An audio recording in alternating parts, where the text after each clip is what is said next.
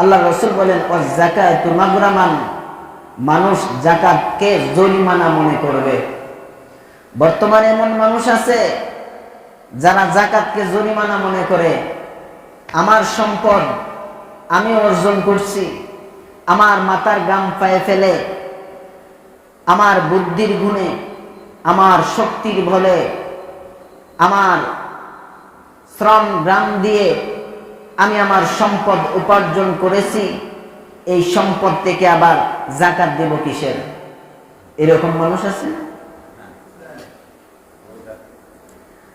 বুদ্ধির গুণে তো কারণেও বলেছিল যে আমি আমার জ্ঞানের বলে বুদ্ধির গুণে এই সম্পদের মালিক হয়েছি। আল্লাহ বলেন তোমার সাথে যে আরো ছিল তারাই এত লক্ষ কোটি টাকার সম্পদের মালিক হইল না কেন? তুমি যদি বুদ্ধির গুণেই হয়ে থাকতা, তোমার চাইতে বুদ্ধিওয়ালা মানুষ তো এই জগতে কম ছিল না, এরা কেন হইনি? কি বলেন ঠিক না? এমন হাজারো মানুষ আছে বুদ্ধি অনেক বেশি, চার হোটেলে দোকানে গেলে দেখবেন বুদ্ধির অভাব নেই, এমন জ্ঞানের এমন বুদ্ধির আলোচনা করে মনে হয় যেন সে প্রধানমন্ত্রীও তার কাছ থেকে বুদ্ধি যদি কিনে নেয় তাহলে সফল হয়ে যেত। এমন বুদ্ধিজীবী আছে না? তো এই বুদ্ধিজীবী প্রধানমন্ত্রী না হইয়া চার হোটেলে কেন? প্রধানমন্ত্রী তো হে হওয়ার কথা ছিল, কিন্তু হইতে পারলো না কেন? আল্লাহ তুমি প্রধানমন্ত্রী হওয়ার যোগ্য না, তুমি সম্পদশালী হওয়ার যোগ্য না, এ কারণে আল্লাহ তোমার এই সম্পদের মালিক বানায় দেন নাই। তো আল্লাহর পয়গম্বর বিশ্ব নবীজি সাল্লাল্লাহু আলাইহি ওয়াসাল্লাম বলেন, আল্লাহ যাকাত যাদের উপর ফরজ করেছেন তারা যদি যাকাত আদায় না করে, যাকাত না দেওয়ার কারণে তাদের শাস্তি আছে অনেক, দুনিয়াতেও আছে পরকালেও আছে। আর যদি যাকাত দেয় দুনিয়াতেও সফল পরকালেও সফল। আল্লাহ তাআলা যে এত সম্পদের মালিক বানাইছেন, এই সম্পদ থেকে যাকাত দেওয়া কি আল্লাহর রাস্তায় দেওয়া? আল্লাহ কি যাকাতের টাকা নেন? গরিব অসহায় মানুষদেরকে সাহায্য সহযোগিতা করার কথা আল্লাহ তো নেন না। আল্লাহর টাকার দরকার আছে, ধন সম্পদের দরকার আছে, রাজত্ব ক্ষমতার দরকার আছে। আল্লাহ তাআলার কোনো কিছুর দরকার নাই। আল্লাহ তাআলা গরিব অসহায় মানুষদেরকে দেওয়ার জন্য আল্লাহ আদেশ করেছেন, এটা আল্লাহ তাআলার বিধান। যদি কোনো মানুষ যাকাত দেয়, যাকাত দেওয়ার কারণে তার মালটা পরিপূর্ণ হইল, তার মালটা পবিত্র হইল। আল্লাহ রাসূল বলেন যদি কোনো মানুষ যাকাত দেয় তাহলে তার মাল আল্লাহ তাআলা কুদরতি জিম্মায় বৃদ্ধি করে দেন, বাড়ায়া দেন। সুবহানাল্লাহ। যদি কোনো মানুষ যাকাত দেয় তাহলে আল্লাহ তাআলা কিভাবে মাল বাড়াইবেন আল্লাহই ভালো জানেন, আল্লাহ তাআলা বাড়াইয়া দিবেন। যদি কোনো মানুষ যাকাত দেয় তাহলে তার সম্পদটা হালাল পবিত্র সম্পদ। যদি কোনো মানুষ যাকাত দেয়, আল্লাহর রাসূল বলেন এই যাকাতের সম্পদ হেফাজত করার দায়িত্ব স্বয়ং আল্লাহ তাআলার জিম্মায় নিয়ে নেন। সুবহানাল্লাহ। যদি কোনো সম্পদের জিম্মাদারি যদি আল্লাহ গ্রহণ করেন তাহলে এই সম্পদ কি হারায় যাইব? যদি আল্লাহ তাআলা এই সম্পদের জিম্মাদারিত্ব যদি নিয়ে নেন তাহলে এই সম্পদ কি চুরে লয়ে যাইব? কি বলেন, চুরে নিয়ে যেতে পারবে? আল্লাহ তাআলা হেফাজত করবেন। বহুদিন আগে ভারতের সাহারানপুর মাদ্রাসায়, এখনো আছে এই মাদ্রাসায়, এলাকার মানুষ সয় সম্পদ টাকা পয়সা, মাদ্রাসার একজন শিক্ষক ছিলেন, হুজুরের কাছে এই সম্পদগুলা রাখতেন। এখনের মতো তো আগের জামানা এমন ছিল না ব্যাংক ব্যালেন্সে টাকা রাখবে, এমন সিস্টেম কি আগে ছিল? কোন মানুষের কাছে বিশ্বস্ত, কোন মানুষের কাছে আমানত রাখতো। কলসের ভিতরে বইরা মাটির নিচে রাখতো, কি বলেন ঠিক না? সম্পদ রাখতো মাটির নিচে, অনেক গোপন জায়গায়।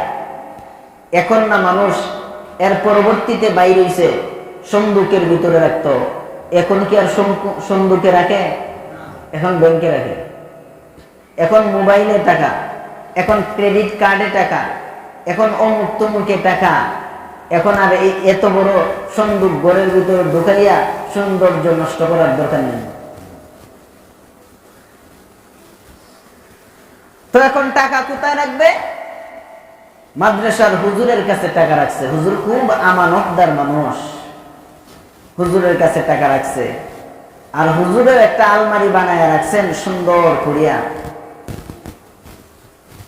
প্রত্যেকটা কূপে কূপে যার যার নামের যে টাকা অথবা গহনা নাম লিখে লিখে রাখতেন। হাজার লক্ষ কোটি কোটি টাকার সম্পদ হুজুরের রুমে আছে। হুজুর যখন রাতের বেলা ঘুমাইছেন, হঠাৎ করে একদিন দুই সুরাইয়া ঢুকলো মাদ্রাসার রুমে। জানে তো হুজুর এখানে টাকা আছে। রুমে যখন ঢুকলো, দুইটা সন্দুকের কাছে গিয়া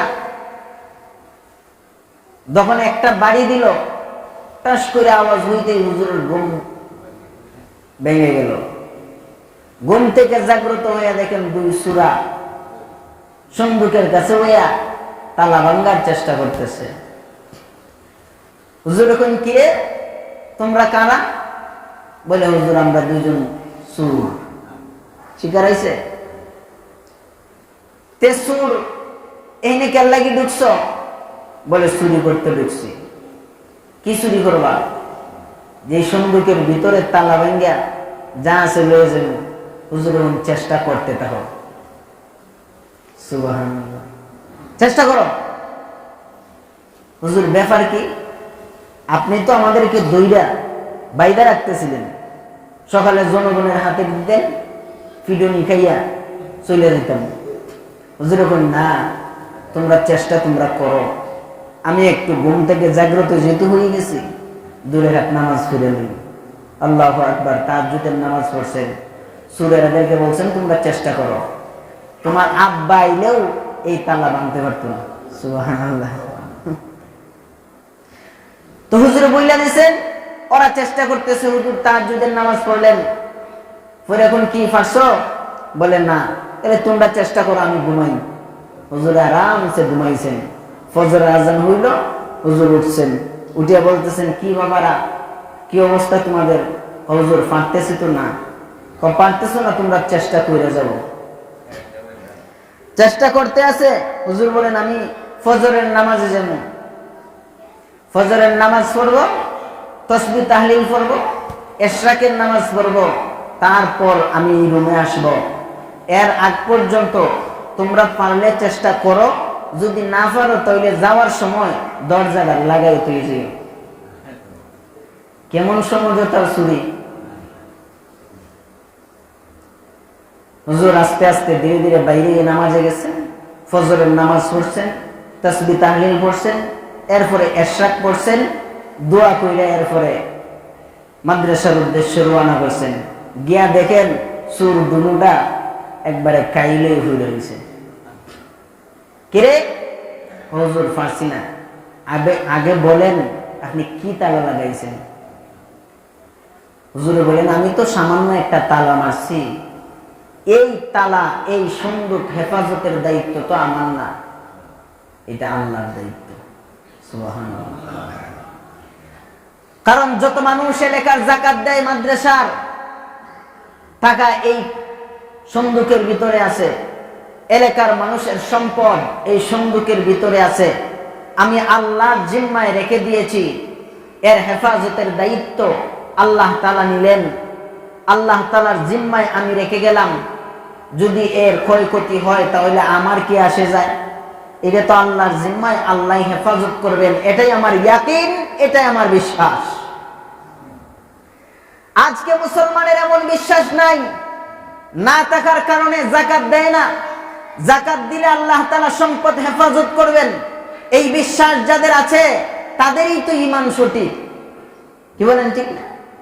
কারণ আল্লাহ রাসূল বলছেন যাকাত দিলে সম্পদের হেফাজত করবেন আল্লাহ। ইয়াকিন আমার দিলে বসাইতে হবে, হেফাজত আল্লাহই করবেন।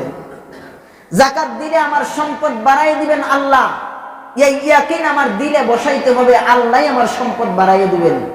ইয়াকিন যদি না আসে তাহলে এই ইমানের মূল্য কি? মূল্যহীন ইমান। এই দামি ইমান এইভাবে পাওয়া যায় না, কিছু মেহনত করতে হয়। এটাও ইমানের একটা অংশ। আল্লাহ তাআলা এই রাসূলের কথাগুলো, আল্লাহর কথাগুলো মনে প্রাণে 100% বিশ্বাস স্থাপন করা, এটার নামই তো ইমান।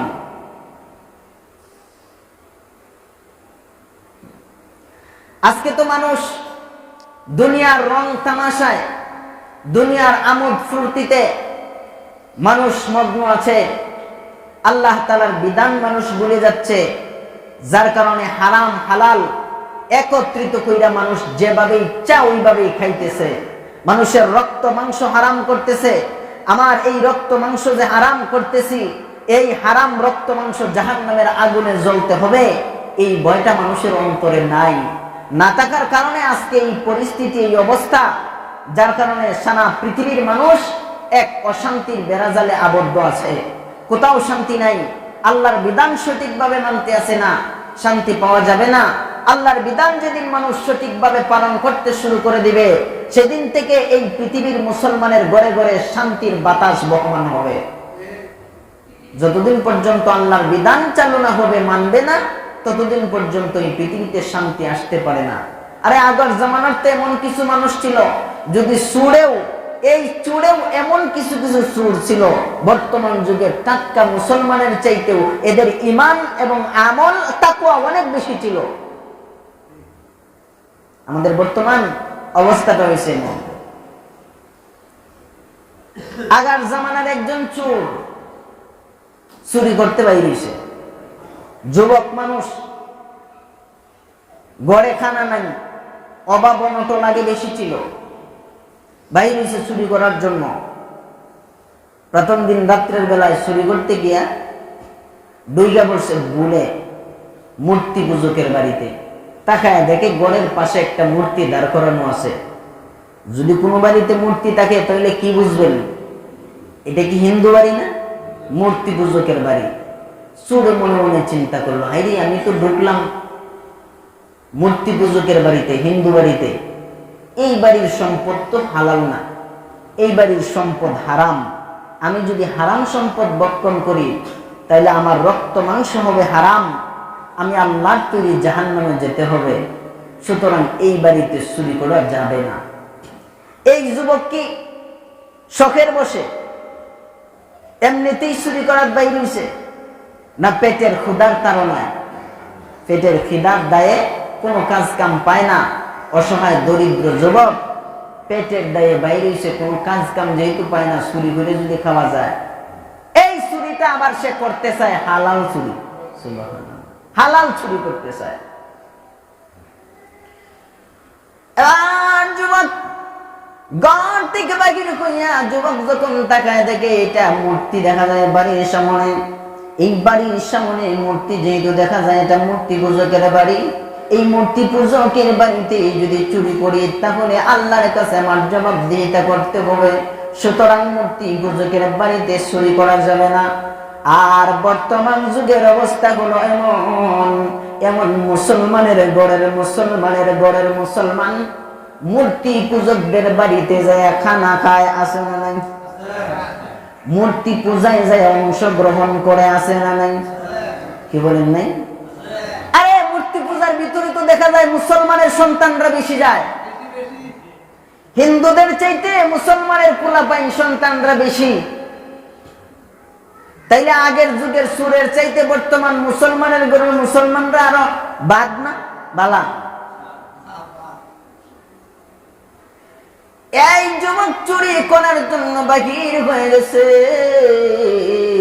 এই এইবার যুবক চিন্তা করলো হিন্দু বাড়িতে চুরি করা যাবে না, ওর সম্পদ হারাম, হারাম সম্পদ যদি আমি ভক্ষণ করি তাহলে আমার রক্ত মাংস হয়ে হারাম, আল্লাহর তৈরি জাহান্নামের মধ্যে আমার জ্বলতে হবে, আমি জাহান্নামের আযাব সহ্য করতে পারবো না, সুতরাং আজকে আমি চুরি বন্ধ করে দিলাম।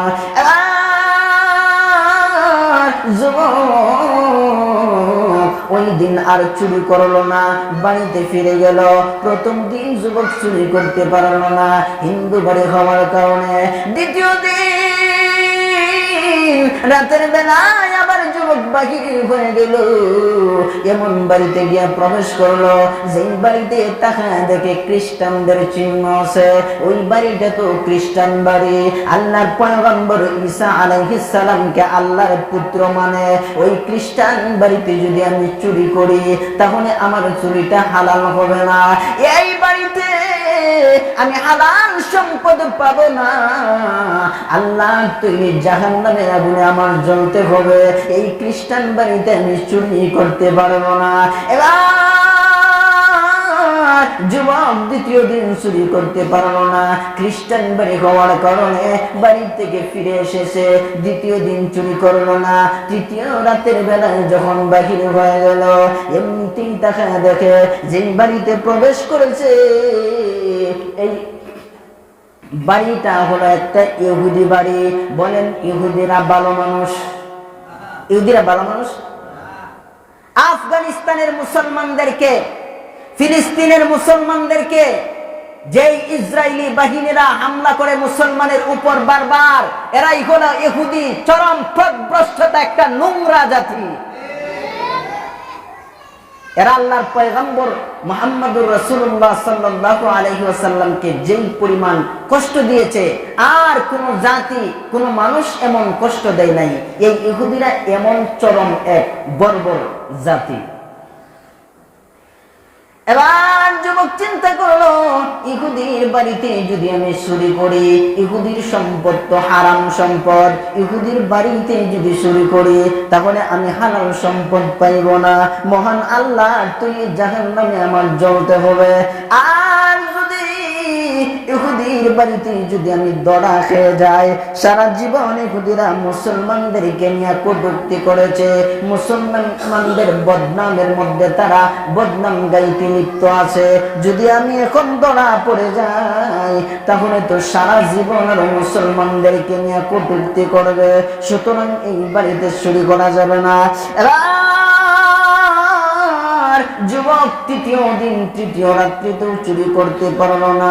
চতুর্থ রাতের বেলায় যখন বাহির হইল, চিন্তা করলো আমার এলাকার ভিতরে আমি চুরি করব না, অন্য আমার পাশের এলাকায় গিয়ে চুরি করব। রাতের বেলায় বাহির হয়ে গেল, ধীরে ধীরে পার হইতে হইতে নিজের এলাকায় ছেড়ে পাশের এলাকায় যখন চলে গেল, একটা গড়ির ভিতরে যখন প্রবেশ করবে, এমন সময় যুবক আল্লাহর পয়গম্বর বিশ্ব নবীর জবানের কথা একটা হাদিস মনে পড়ে গেল, যুবকের হাদিস মনে পড়ে গেল।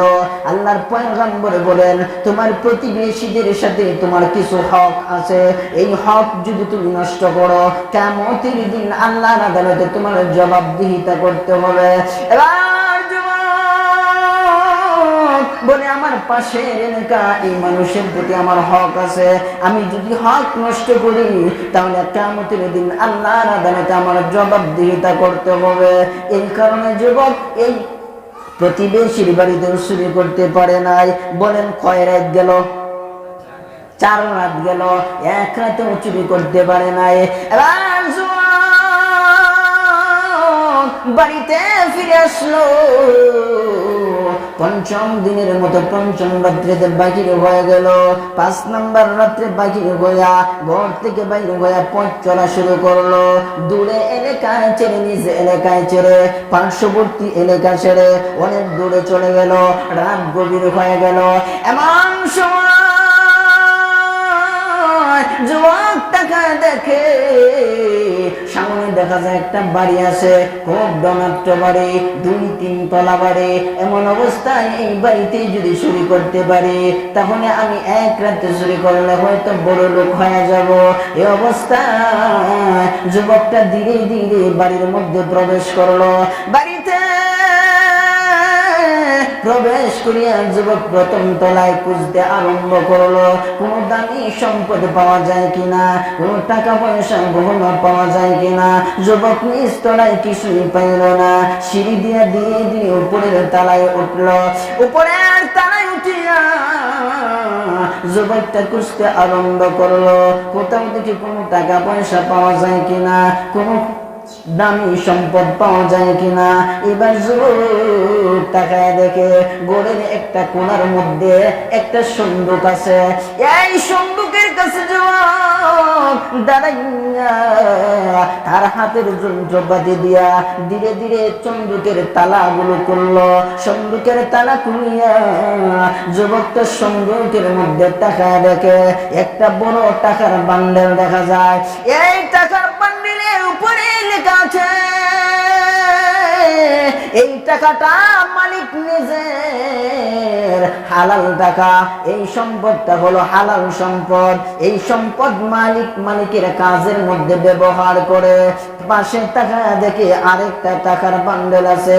ওই টাকার বান্ডেলের উপরে লেখা আছে এই টাকাটার উপরে এখনো পর্যন্ত যাকাত ফরজ হয় নাই। এই টাকার উপরে লেখা আছে আরো 6 মাস বাকি আছে, আর 6 মাস বাদে আর 6 মাস পরে এই টাকার উপরে যাকাত আসবে।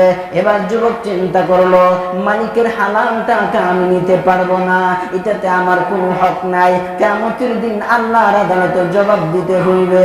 এখন দ্বিতীয় টাকাটা আছে, 6 মাস পরে যাকাত ফরজ হবে। এই টাকা যদি আমি নিয়ে যাই, এই টাকার উপরে 6 মাস পরে ফরজ হবে। এই 6 মাস তো আমি রাখতে পারবো না আমার কাছে, সুতরাং এই টাকাও নেওয়া যাবে না। এবার যুবক টাকা দেখে পাশে আরেকটা টাকার বান্ডেল আছে। ওই টাকার মধ্যে লেখা আছে এই টাকাটা হলো যাকাতের টাকা। সুবহানাল্লাহ। পাশে আরেকটা টাকার বান্ডেল, এটা যাকাতের টাকা। যুবক মনে মনে চিন্তা করলো, ফাইলেছি তো, কারণ আমি একজন গরিব অসহায় দরিদ্র মানুষ, যাকাতের সম্পদ ব্যবহার করা আমার জন্য জায়েজ, নিতে পারবো। যাই মুহূর্তে যুবক যাকাতের সম্পদের উপরে হাত রাখলো, এমনিতেই সারা রাত চলে গেল। মুয়াজ্জিন মসজিদের মিনারা থেকে আযানের আওয়াজ, আসসালাতু খায়রুম মিনান নাওম। এমনিতেই যুবক টাকার উপর হাত না রেখে বলে, মুয়াজ্জিন মসজিদের মিনারায় আযান দিয়া দিয়েছে, এখন নামাজের সময় হয়ে গেছে, আমি আল্লাহর হুকুম পালন করতে হবে, নামাজ আদায় করতে হবে। এবার যুবক সিন্দুকের সামনে দাঁড়াইয়া যাই নামাজটা বিছাইয়া যুবক ইকামত দিতে শুরু করেছে। আল্লাহু আকবার, আল্লাহু আকবার, আশহাদু আল্লা ইলাহা ইল্লাল্লাহ, আশহাদু আল্লা ইলাহা ইল্লাল্লাহ। বাড়ির মালিক নিচতলা থেকে ইকামতের আওয়াজ শুনতে আছে। কই কি রে, আমার বাড়ির দ্বিতীয় তলায় দেখা যায় ইকামতের আওয়াজ, কারণটা কি? বাড়ির মালিক ধীরে ধীরে পা পা করে উঠে উঠছে, কে আওয়াজটা দিতে আছে।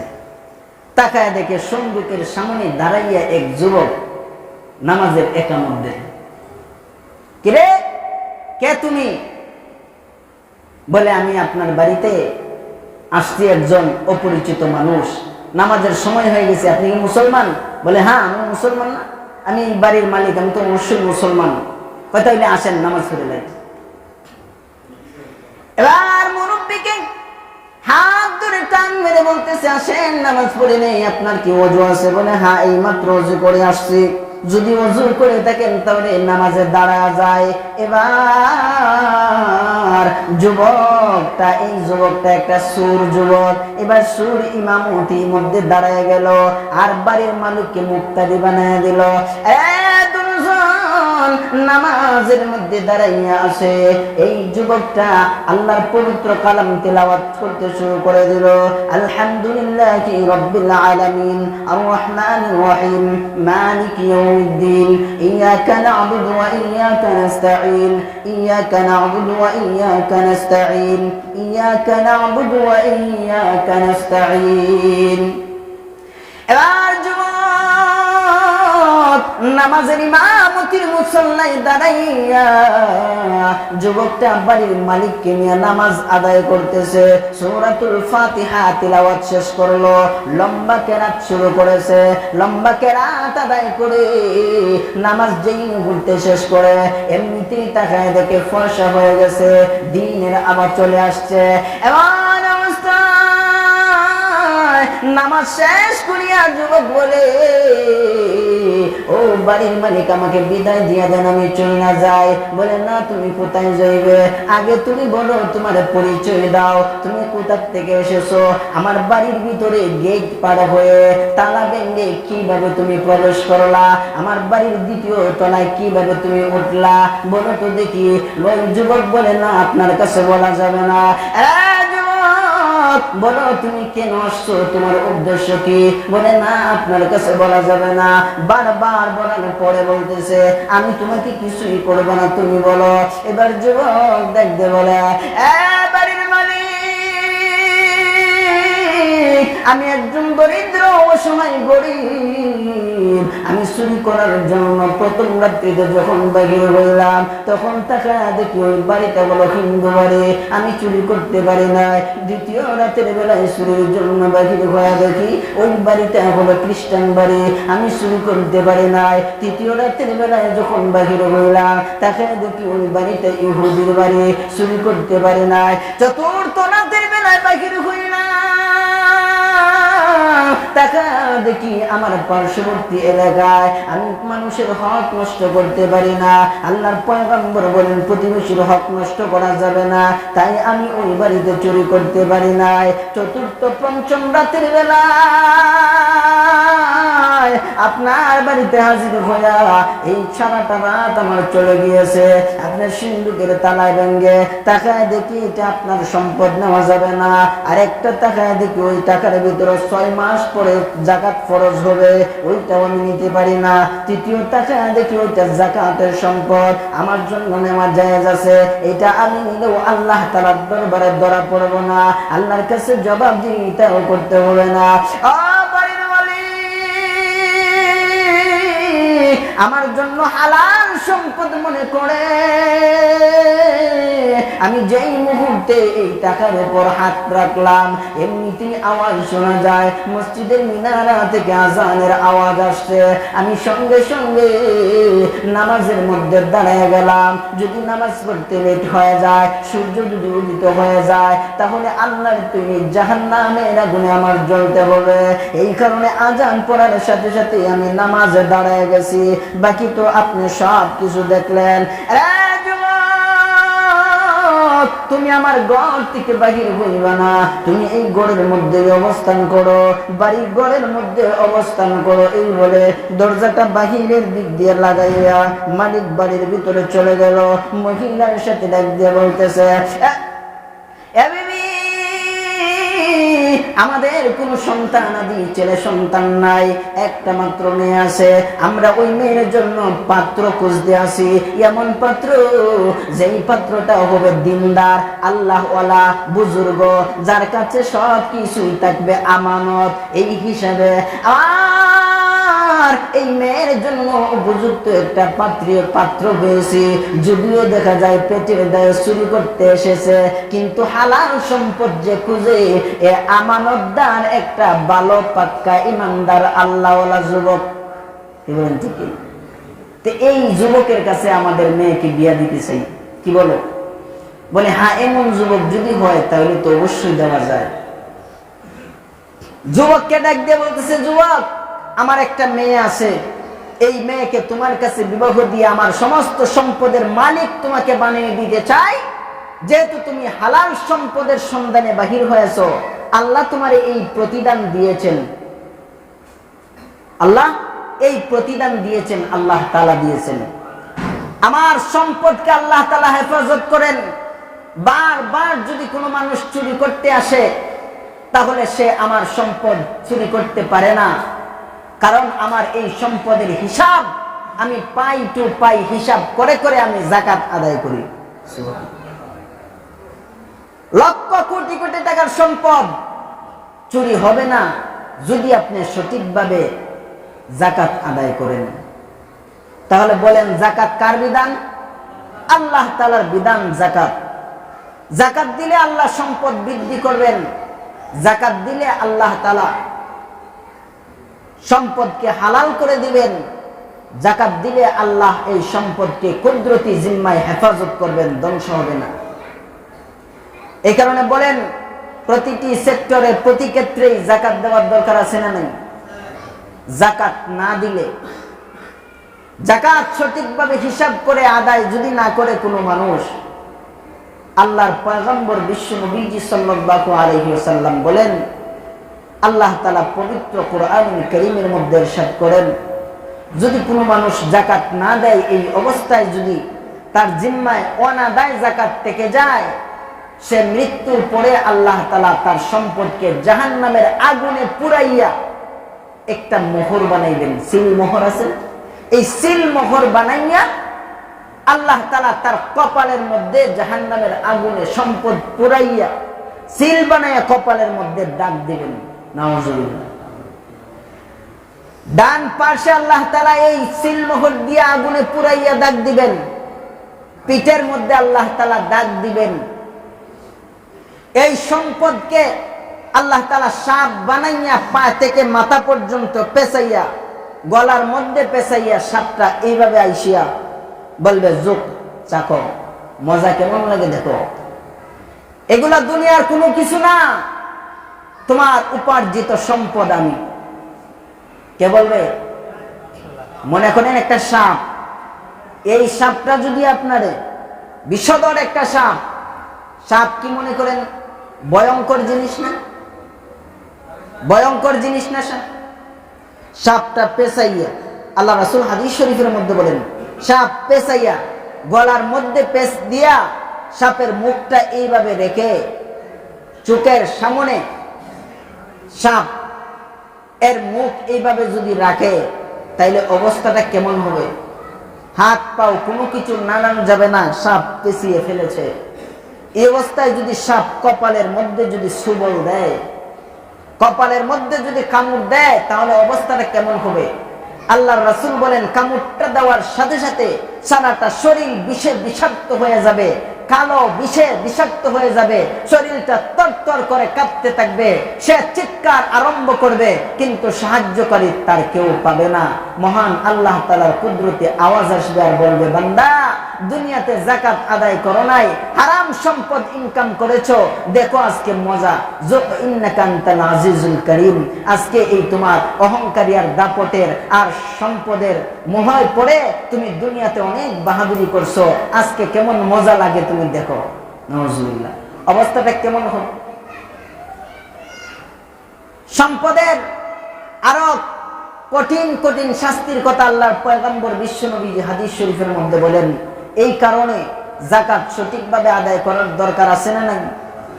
কারো কাছে বর্তমান অবস্থায় 52.5 তোলা রূপা যদি কারো কাছে থাকে, অথবা এর সমপরিমাণ সম্পদ যদি কারো কাছে থাকে, তাহলে তার উপর যাকাত দেওয়া ফরজ।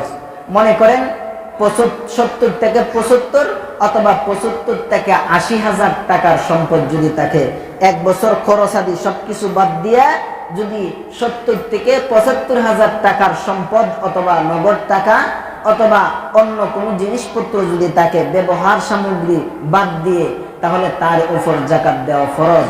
এমন ব্যবসায়ী মানুষ অনেকে আছে, লক্ষ লক্ষ টাকার ব্যবসা আছে, কিন্তু যাকাত সঠিকভাবে আদায় করতেছে না।